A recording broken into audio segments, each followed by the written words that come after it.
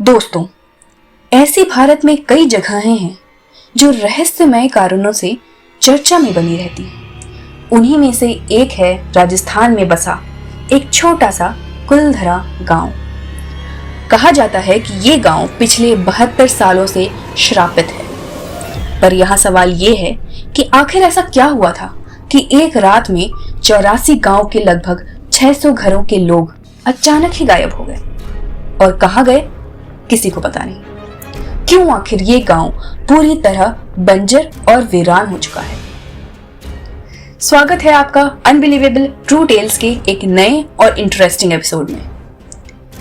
कुलधरा गांव, भूतों का शहर, द विलेज ऑफ गोस्ट्स।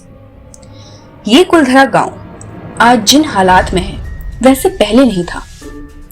आज से लगभग 200 साल पहले से कुलधरा वीरान पड़ा है, जो कभी एक सारी सुविधाओं से लैस हंसता खेलता गांव हुआ करता था, जो आज बंजर पड़ा है और आज सिर्फ एक टूरिस्ट प्लेस बन के रह गया है।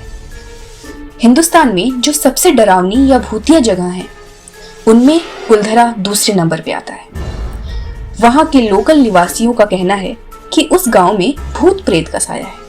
रात को उस गांव से कभी किसी बच्चे के रोने की तो कभी औरतों की चूड़ियों के खनकने की आवाज आती है। कई लोग ये बताते हैं कि जब वो अपनी गाड़ी से वहां घूमने गए और उसके बाद जब वापस लौटे तो उन्हें अपनी गाड़ियों के शीशों पर बच्चों के पंजों के निशान मिले। राजस्थान सरकार ने उस गांव के चारों तरफ 2 किलोमीटर की दूरी पे एक बाउंड्री बना दी है और एक बड़ा सा गेट भी बना दिया है। लोग वहां दिन में तो घूमने जा सकते हैं, लेकिन सूरज ढलने से पहले आपको वहां से जाना होगा। शाम को 4 बजे के बाद आप वहां बिल्कुल नहीं रुक सकते और यहाँ तक कि रात में वहां कोई गार्ड भी नहीं रुकता। अगर इतिहासकारों की बात करें तो वो भी इस बात को सच मानते हैं कि जिस तरह से ये गांव एक रात में खाली हो गया। हालांकि भूत प्रेत वाली बात को वो नकार देते हैं। राजस्थान के जैसलमेर शहर, जिसे गोल्डन सिटी भी कहा जाता है, उससे महज 18 किलोमीटर की दूरी पर ये कुलधरा गांव स्थित है। जब आप वहां पहुंचेंगे तो गेट से एंट्री करते ही आपको कुछ अजीब सा महसूस होगा। ऐसा लगेगा जैसे मानो किसी दूसरी दुनिया में आ गए हों और अचानक से तापमान में गिरावट आने लगेगी। अगर आप गर्मियों के दोपहर में भी वहां जाएंगे तो आपको गर्मी का एहसास नहीं होगा। वहां घूमने गए लोग बताते हैं कि कई बार उन्हें ऐसा एहसास हुआ है जैसे किसी ने उनके कंधे पे हाथ रखा हो, पर वहां कोई नहीं होता। ऐसा लगता है मानो कुछ औरतें वहां बैठ के हंसी ठिठोली कर रही हों और लोगों के चहलकदमी की आवाज अक्सर वहां आती है। इतिहासकारों और वहां के स्थानीय निवासियों का कहना है कि लगभग 1291 में जैसलमेर से 18 किलोमीटर दूर कुछ पालीवाल ब्राह्मण ने उस गांव कुलधरा को बसाया था और वहां से 84 गांव के लगभग 600 घरों के लोग मिलजुल के रहते थे। पालीवाल जाति के लोग बहुत ही होनहार, पढ़े लिखे, रईस और बहुत ही मेहनती थे। इन लोगों का दिमाग बहुत ही तेज था और ये अच्छे वैज्ञानिक भी माने जाते थे। इन लोगों ने उस जमाने में भी बहुत ही नई तकनीकों का इजाद किया था।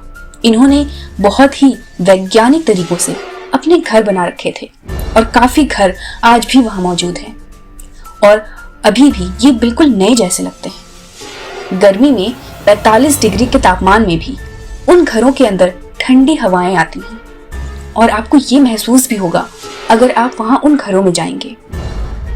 पालीवाल लोगों का मेन पेशा जानवरों को पालना और खेती करना था। पालीवालों ने एक ऐसी तकनीक इजाद की थी कि बारिश का पानी रेत में गुम नहीं होता था, बल्कि एक खास गहराई में जाकर जमा हो जाता था, जिससे वो थार जैसी वीरान रेगिस्तान में भी फसल उगाने में कामयाब हुए। वो भी कोई मामूली फसल नहीं, बहुत ही उम्दा किस्म की फसल। उन्होंने वहां पर कई बावलियां और तालाब भी बनाए थे, जिससे वो अच्छी खेती करते थे, जो कि आज भी वहां देखने को मिल जाएंगे। तो आखिर ऐसा क्या हुआ कि इतना उन्नत और विकसित गांव एक रात में वीरान हो गया? दरअसल उसका कारण था जैसलमेर का दीवान सालम सिंह। सालम सिंह एक बहुत ही क्रूर दीवान था और कुलधरा गांव भी उसी के प्रशासन में आता था और उसके क्रूर होने के पीछे भी एक कहानी है। दरअसल जब वो 11 साल का था तब उसी की नजरों के सामने उसके पिता की गर्दन काट दी गई थी किसी राजद्रोह के आरोप में। उसके पिता भी जैसलमेर के सोनार किले में दीवान थे। उसी घटना ने सालम सिंह को इतना क्रूर और निर्दयी बना दिया था। कहते हैं कि उसके बाद से वो सोनार किले पर कब्जा करना चाहता था और पूरे राज्य को हथियाना चाहता था। उसने सोनार किले से कुछ कदमों की दूरी पर ही अपना भी महल बनवाया और उसने उसकी ऊंचाई सोनार किले से भी ऊंची करवा दी। पर वहां के राजा को यह बात पसंद नहीं आई, तो राजा ने सालम सिंह के महल के ऊपर की 2 मंजिलों को तोड़वा दिया। सालम सिंह कदकाठी में किसी हैवान से कम नहीं था और उसके कपड़े आज भी वहां मौजूद हैं। एक दिन सालम सिंह कुलधरा गांव का दौरा कर रहा था। अचानक उसकी नजर वहां के पुजारी की बेटी पर पड़ी और उसकी नीयत खराब हो गई। उस लड़की को पाने के लिए उसने बहुत कोशिश की और अलग अलग तरह के लगान लगाए ताकि पालीवाल ब्राह्मण उसके सामने झुके और वो अपनी मंशा पूरी कर सके। पर पालीवाल ब्राह्मण बहुत ही उन्नत और रईस थे और इस वजह से उसकी ये चाल कामयाब नहीं हो पाई। यहाँ तक कि उसने उस लड़की को कई बार उठवाने की कोशिश भी की, पर वो उसमें भी कामयाब नहीं हो पाया। आखिरकार जब उसे कोई कामयाबी हासिल नहीं हुई और उस लड़की को पाने की चाहत उसके मन में इतनी बढ़ गई थी कि उसने सीधा उस गांव में संदेश भिजवा दिया कि अगले पूर्णमासी की रात तक उस लड़की को सालम सिंह के हवेली पर पहुंचा दो, वरना अगले दिन वो अपने सैनिकों के साथ उस गांव पर हमला कर देगा। ये सुनकर पालीवाल लोग बहुत परेशान हो गए। उन्हें समझ नहीं आ रहा था कि अब क्या करें, क्योंकि पूर्णमासी की रात आने में बस कुछ दिन ही का वक्त रह गया था। उन्होंने गांव में पंचायत रखी और उसी दिन सारे 64 गांव के लोग एक मंदिर में इकट्ठा हुए।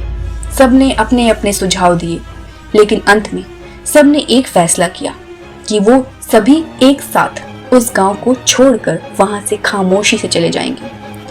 उनका कहना था कि हम अपनी इज्जत का सौदा नहीं करेंगे। वो सारे लोग जिस तरह से एक लड़की की इज्जत को बचाने के लिए एक साथ आ गए, ये अपने आप में एक मिसाल है।